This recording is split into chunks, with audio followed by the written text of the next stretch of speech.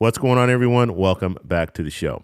So one of the things that I like to do on this channel is I like to give you guys information just so you're prepared for what might happen in the future. A lot of people are on fixed income. You might be retired, receiving Social Security, and you're thinking, what is our economy going to look like in 6 months, in 12 months? And there are indicators that are out there that are letting us know what our economy is going to look like. And so what I want to focus on in this video is credit card debt. This is a major problem right now, and it's only getting worse. So we're going to talk about that. But first off, if you guys can do me a favor, please like the video, subscribe to the channel, hit that little bell notification, and then click all. By clicking all, you'll get notified anytime we post a video. We do daily videos here, so by clicking the bell notification and clicking all, you should be getting updated every day. Okay, so just a reminder, when it comes to the subscribers, and the numbers go up and down, and I'm just letting you guys know, sometimes what happens is YouTube will unsubscribe you for whatever reason. So make sure to check to see if you're subscribed to my channel. If you're not, please subscribe and hit that little bell notification. And I don't know exactly what happens, but sometimes you're unsubscribed, and this has happened to me where I'll subscribe to someone and I'll look 6 months later and I'm not subscribed to that person anymore. So please check to make sure you're subscribed. And let's go ahead and talk a little bit about what's going on in the credit card industry. So most of us have a credit card. And when it comes to me, I have too many credit cards. I have over 10 credit cards. I like to use travel credit cards and things like that, but I'll save that for another video. But today I want to talk about the debt that we're in when it comes to credit cards. It's really bad, and this is an indicator. I talked about the banks and how they're very concerned and how they're not hiring more people. Some banks are actually laying people off, and some banks are just going to let people retire. They're not going to replace their positions. And so this is something that we really need to be paying attention to. You have other banks that are going to technology. So you're having AI, you're having robots do things, you're having more ATMs, and they're closing a lot of their branches. And so this credit card debt is something, this is a start. Credit card debt, auto loans, mortgages, these are all things that we need to pay attention to, because when people start to default on these loans, that's when our economy is going to completely collapse. And so this is information that I picked up from the Federal Reserve in New York. The total amount of credit card debt people have in this country is at a record high of $986 billion. Okay, so that's a big problem, right? We have people that are in debt to $986 billion. Now, we're going to talk a little bit about why this is really going to be detrimental for a lot of people because of the interest rates. We know the interest rates are high, and we're going to take a look at exactly how high they are. Now, they talked to Aaron Klein, and he's from the Brookings Institute, and they asked him, is this increase just a return to pre-pandemic normal, or is it a worrying sign about where the economy is headed? And he answered yes to both. And so basically what's going on when it comes to that is you have people who owe a lot of money in credit cards, right? So they owe a lot of money in credit cards, and they're trying to pay those credit cards off. The interest rates have risen. It's about 24% now on average. And so let's say you have $100 in debt, your $24 of that is going to interest. And so that's a huge problem. But not only that, the Federal Reserve is still raising interest rates, which means that you could be paying more in the future if you hold on to that debt that you have on your credit cards and not pay your credit cards off, which I always recommend paying your credit cards off in full.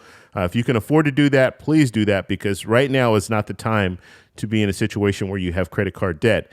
As well as we're looking at inflation. Everything costs more. So when you're going to the grocery store, if you're using your credit card, you're running it up much faster because things cost more. So just because the numbers are going back to pre-pandemic levels when it comes to the amount of debt that we have, it's still a major problem because things are more expensive and the interest rates are going up. Now, what they're doing is raising interest rates to cool off our economy, but we haven't really seen a significant impact when it comes to inflation going down. And here's some more information when it comes to our credit card debt. So credit card balances, and this is taken directly from the New York Federal Reserve. Credit card debt balances increased $61 billion in the fourth quarter, and so that was in 2022, to $986 billion, surpassing the pre-pandemic high of $927 billion. And then they talk about the auto loans, because auto loans are a huge problem as well. So auto loan balances increased by $28 billion in the fourth quarter, consistent with the upward trajectory seen since 2011. Student loan balances now stand at 1.60 trillion, up by 21 billion from the previous quarter. In total, non-housing balances grew by 126 billion. Now let's take a look at the average when it comes to credit card debt. And they break these down into separate credit cards, and I'll explain a little bit why that is. You have some credit cards that will offer you points and cash back and things like that. Those credit cards tend to have a higher interest rate. So on average, it's higher. Now, these interest rates aren't always this high, but now because the Federal Reserve is raising interest rates and everything, now they're higher than normal. Sometimes they can go as low as 16%, and sometimes they'll go up to where we're seeing them now, 24, 23%. So looking at the top here, overall, so the overall average is 24.08%, and that's a change. And this is this week. Okay, so that's a change of 0.32%. Okay, and last week, they're just showing the last week numbers. Then we look at airline credit cards. So if you don't know, like I said, I get the travel credit cards. I use the points. I love using points, but I pay my credit cards off in full every month. Usually what I'll do is every 2 weeks, I will pay my credit cards off. That's kind of the routine that I've been doing for years now. I've been doing this for 6 years. I have no credit card debt right now. I use my credit cards for all of my spending, but I'm earning points while I'm doing that. So airline credit cards, 24.33%. Hotel credit cards, 24.55%. Flexible rewards credit cards, and these are all credit cards that offer you points, okay? 22.79%. Cash back, that also offers you points or cash back, however you want to spend it. That's 24.38%. 0% APR cards. Now, with these credit cards, it's usually 0 APR for maybe 12 months or 18 months. It just depends. And that's 23.20%. And so these are those credit cards where they'll send you and they'll say you can basically roll over whatever. If you have debt, you can roll it over into their credit account, and you don't have to pay it for 12 months or 18 months or 16 months, whatever the numbers are. They're always different. But that's high interest because they're taking more of a risk. It's not just a regular credit card where you're not earning any points or anything like that. So because they're taking more of a risk, they are going to charge you a higher interest rate if you do not pay that off in full every month. Balance transfer cards, so 0 APR balance transfer cards, very similar, 23.74%. Student credit cards, 23.18%.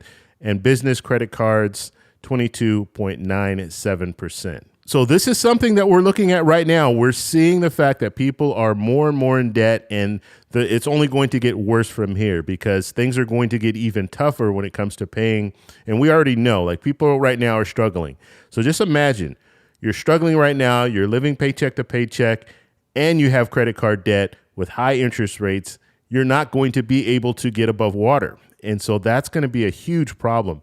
One of the things that was good during the pandemic is the fact that there was stimulus out there, and that stimulus was helping people when it came to paying down credit cards, paying off car loans and things like that, paying off mortgages. But now we're looking at a situation where it's the complete opposite. There's no stimulus. There's no stimulus in the forecast. Okay, so that's not going to happen. And people are struggling, and they have debt on top of that. And so it's only going to get worse from here. I wish I had better news for you guys, but I'm just being honest with you. When we're looking at the numbers and we're looking at credit card debt, when we're looking at these auto loans, you have a lot of people who bought cars a couple of years ago, and the cars, they're upside down. They can't even take the car back to the dealer. They can't even sell the car and buy another car, like downsize. They can't do that because they're upside down on the car loan. And so they're stuck with the car. I have a friend that's in this situation where they bought a car and now they can't do anything with it. They just have to continue to pay the auto loan because they can't trade it in and downsize. And we know the car industry the last couple of years has been crazy. The prices of used cars especially went way sky high because of the shortage of chips. And so people were buying used cars. And so the demand was up because they couldn't buy new cars because there weren't new cars available because they needed the chips that go into the cars. And so that just drove those prices way up. But now they have chips. They're able to put out new vehicles. And so these older vehicles, there's no demand for these older vehicles. Plus, the interest rates have gone up. So no one really wants to buy a car right now because it doesn't make sense, because who wants to pay that high interest rate? And so the demand for cars right now is not great. So people who are sitting on a car that they bought a couple of years ago for way over market value, now that car is below market value and they're upside down. And there's nothing that they can do. They're just going to need to continue paying their loan if they can. And if they can't, then people are going to start defaulting, losing their vehicles. We might see the same thing happen in the real estate industry, but not just for like homeowners. We're also looking at commercial real estate. You have all these big buildings. And the pandemic taught us one thing. You could work from home. And now businesses are starting to look at, okay, we're going to start having independent contractors and different things like that. They're going to be able to work from home. We don't need this big office space. And so you have a lot of these commercial buildings that businesses aren't going to need to have these big buildings anymore. So what do we do with those buildings? They're just going to sit there, and people, whoever owns them, they still need to upkeep them and all that, but you're not going to have businesses going in there and renting that space out because there's not a big need for that anymore. Now, I'm not saying that you're not going to have big buildings anymore, but I'm just saying right now there's been a shift. And you have a lot of people that are working from home or working remotely.